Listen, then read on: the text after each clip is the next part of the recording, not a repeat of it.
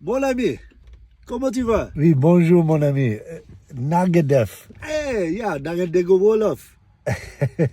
waaw dama dégg wolof Bu baax a baax ñaata nga bëgg.